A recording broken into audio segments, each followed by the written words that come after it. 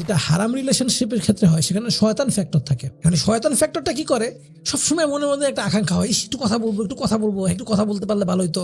এই যে এত ঘন্টা মাইসে ফোনে কথা বলে কি বলে, মানে এদেরকে যদি রেকর্ড করে শোনানো হইতো যে ভাই তুমি কি বলো দেখো, মানে এই পুরো 3 ঘন্টা আলাপের কোনো সাবস্টেন্স আছে? তুই যে ফালতু কথা বলতেছো, তুমি সময় নষ্ট করতেছো, তোমার তো ক্যারিয়ার আসলে বেসিক্যালি ক্ষতি হচ্ছে। বিয়ে করলে তো তোমার সেই ক্ষতিটা হবে না কেন? কারণ বিয়ে করলে তো শয়তান ফ্যাক্টর নাই।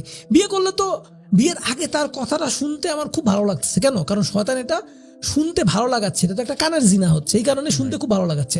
আমি একসাথে ধরতেছি, আমি তার দিকে তাকাচ্ছি, চোখের জিনা হচ্ছে।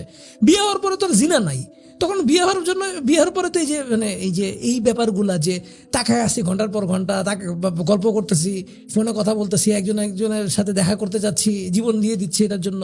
তো এইটা তো আসলে বিয়ের পরে যেহেতু এই জিনিসগুলো নাই, সেহেতু বিয়ের পরে প্রোডাক্টিভিটি হয়, সময় বাঁচে।